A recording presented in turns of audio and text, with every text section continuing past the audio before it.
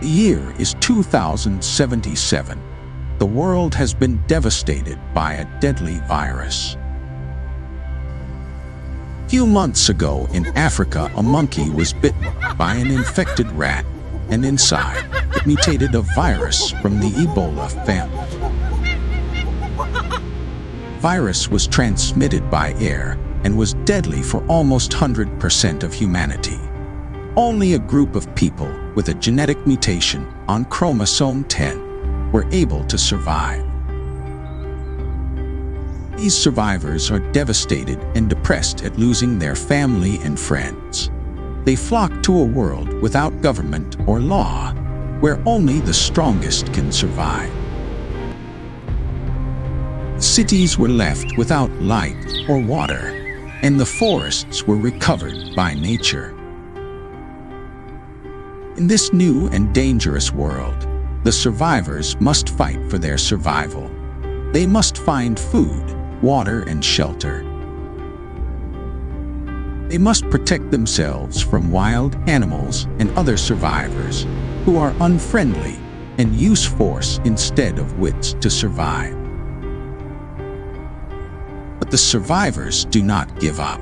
They are determined to rebuild the world and find a new order to live in a world similar to the pre-pandemic one. Whatever the cost, they are determined to survive. The group of survivors lives in the city of Phoenix.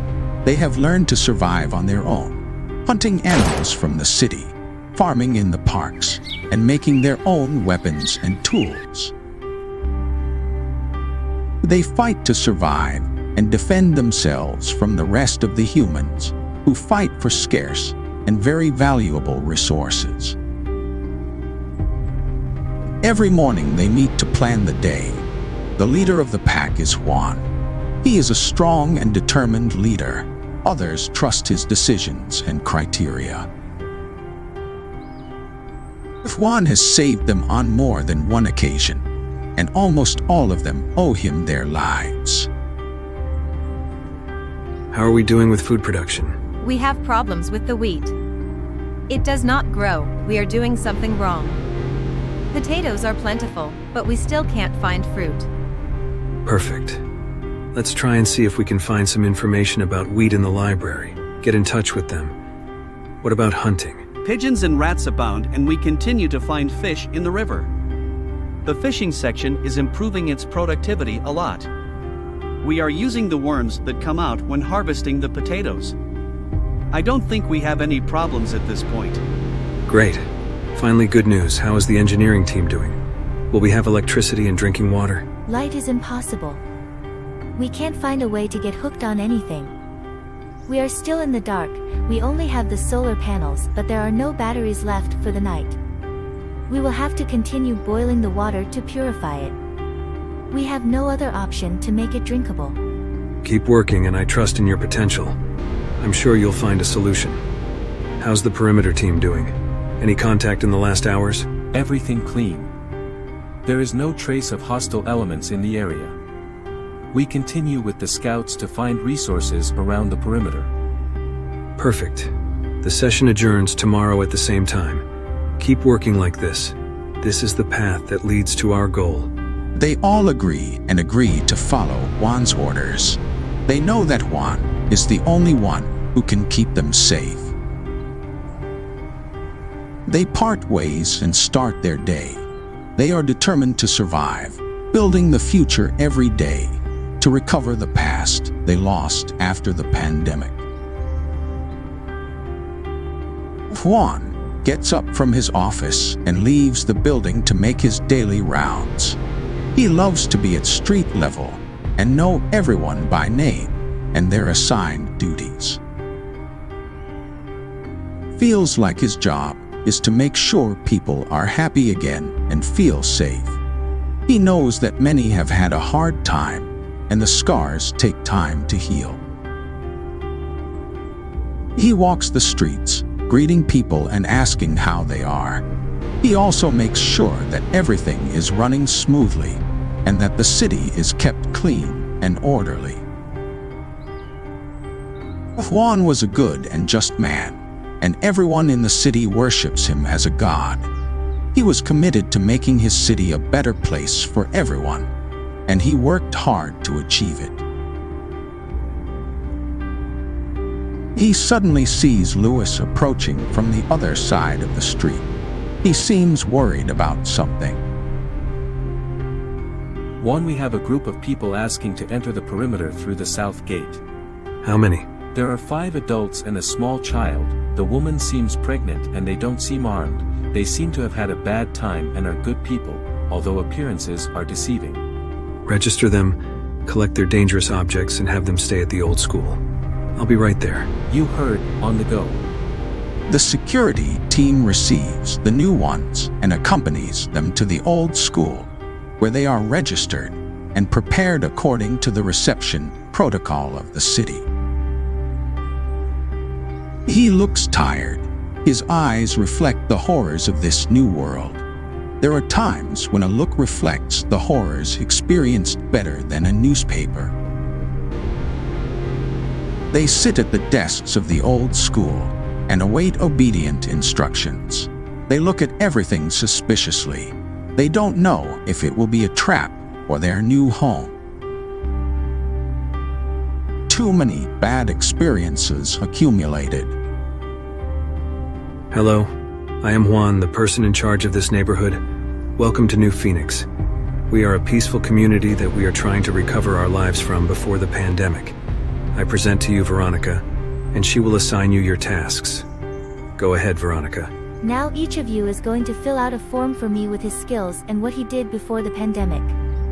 With this information, we will assign him to a work group and schedules. You will all have some obligations. If you fulfill them, you will have access to some rights. We do not accept violent or problematic people. Failure to comply with the rules will lead to expulsion from the colony. Although everything seems normal, among the new ones there is an infiltrator who has contacts abroad. In reality, these people are a Trojan horse who is exploring the colony to enter it. In this new world, man is the biggest predator for man, and if you have a wolf at home, he can always bite your hand while you feed him. Eagle to herd copies me. Here, Pack. I copy you, Eagle. Situation report.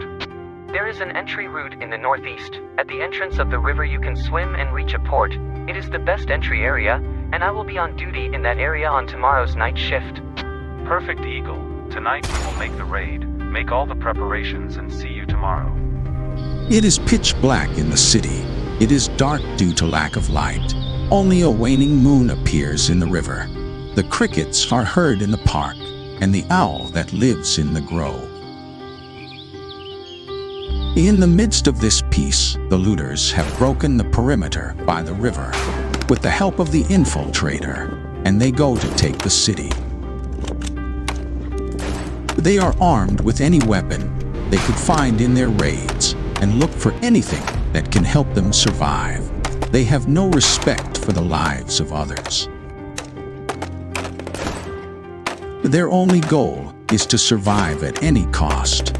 For them, human life has the same value as the cricket that sang in the park.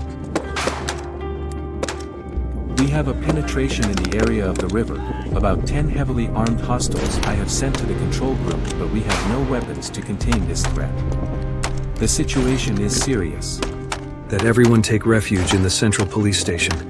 From there, we will face the attack. That everyone take any defense object and the essentials to survive. Raise the alarm and see you after containing the threat. Good luck and courage, mate. On the move, there is no time to lose. Come on, quick.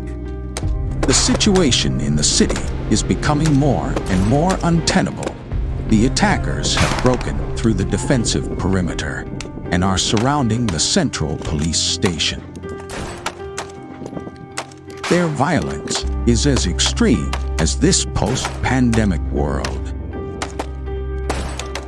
It is only a matter of time before they enter the interior, and their lack of scruples translates into cruelty and excessive violence. Meanwhile, They are looting all the resources that took so long to obtain. Inside the police station, people are desperate and scared. They have to make drastic decisions to survive, and time is becoming a luxury they cannot afford. We have to leave the city through the subway tunnels. Our only option is to go out and look for another place. The best thing is to go to the coast, to Los Angeles. Veronica, prepare an escape plan through the tunnels. Start with the weakest and little by little we will follow you. Perfect, I'll get on with it. The elderly women, children, and the sick with me. The rest help with the containment. Perfect. We'll hold off while you evacuate and see you in the woods tonight. Good luck to everyone. The group leaves the city through the tunnels and goes to the forest, in the city that until a few minutes ago was their home. Explosions are heard. The looters are taking control of the city and hoarding everything that can be useful to them. The best thing is to run without looking back, returning to leave the place that was once your home a sensation too familiar to relive it. The group realizes that they must find a safe place in which to start over from scratch. What was home until then is now hostile territory. Keep running. We have to get to the road. In it, we will look for some means of transportation to get away from here. Come on. Quick, there is no time to lose, all together without leaving anyone behind. They are on the road, tired and exhausted, sick of running away again. Discouragement and despair fill the group. It is like the gazelle that runs ahead of the lion, knowing that in the end it will be hunted. After miles of flight, finally a stroke of luck, and in a dramatic turn of events, they find a bus intact, but without gasoline. It is their chance to escape and start a new life in Los Angeles. Let's look for gasoline among the cars and use the bus to get to Los Angeles. Okay, let's organize ourselves into groups. We have to move quickly and efficiently. The group of farmers and hunters that collect what they can from the cars on the shoulder. The group of engineers, gasoline and spare parts.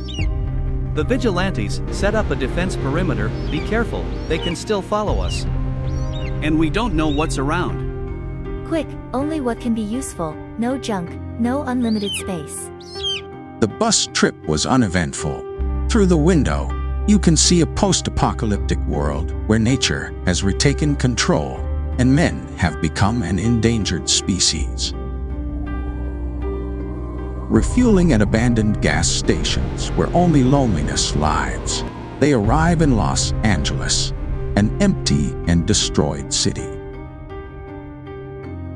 They decide to go to the port to see if they find any group of humans harvesting in the sea. In the port, there is only one fishing boat and a group of people stocking up on the few supplies that remain in the city. Juan, after talking about it with his hard core, decides to make contact with this group of fishermen. Hello, we are peaceful people. We have had to leave our home in Phoenix. And could you tell us where we could find a host community? We are on Catalina Island. There is a stable government. Weapons and violent people are not allowed. But if you want to work hard and help rebuild our society, you can come with us, leaving your weapons behind. I'm going to talk about it with my people, and I'll tell you something. After discussing it in an assembly, they decide to try to go on the boat to the island, even knowing that they risk falling into a dangerous trap. Once in the sea, there is no turning back, and if the adventure on the island is a failure, all the blame will fall on Juan. But the option to recreate a neighborhood in a city like Los Angeles seems like a remix of a B-movie, and in those movies from the beginning, everyone knows the ending. And nobody wants to run out with their clothes on again. Our group gets on the boat and heads to Catalina Island in search of a home. On the boat, as we move away from the coast, the doubts in the group increase and voices criticize Juan's decision to seclude himself on an island with no way out. Others, for their part, believe that an isolated place with access control may be the ideal place to start from scratch. You think that this island will finally be our place. It is a brave and risky decision, in tune with your character as leader of chaos. I don't know, but if there is no chaos and order has returned to society, we can start from scratch again. I hope this is the last. I'm tired of constantly changing places. I miss my previous life. I was dependent from a supermarket, and the biggest problem he had was that a customer had not weighed the fruit. I was a shop assistant in a clothing store, always aware of fashion and looking pretty, and here I am. The last time I changed my clothes was 2 months ago, and I prefer not to talk about taking a shower. Shark 3 to base copies me. Shark 3 here, base, I copy you. We bring a group of 20 people willing to work. Prepare the welcome committee. Great. It's always good to have new people. You have Pier 4 ready. See you soon. At dawn they arrive at the island by boat. The island seems to be an organized place. You can see people walking with a clear objective, and people smile and at least apparently seem happy. Perhaps too much. Here the buildings are not destroyed. They all look freshly painted, as if the virus had never existed, and it seems like heaven after so much purgatory. At the port, they are received by the governor and his political team. It seems the welcoming committee of a group of hostages rescued by a special forces commando. Welcome to the independent Republic of Catalina Island, a self-sufficient community free of violence. Here each individual contributes according to his abilities and receives according to his needs. You are free to leave whenever you want, or to be expelled if you are a problem for yourself or for others.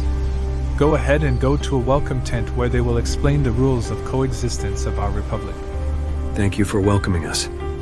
We had been looking for a home for a long time, and this is the closest thing to one. I hope we adapt and contribute to creating a better society. Sure, this is just the beginning of a great friendship. In reality, things didn't go as well as one might expect. But we'd better leave this for the next chapter. For now, enjoy the independent Republic of Catalina Island and its plastic happiness straight out of a children's series.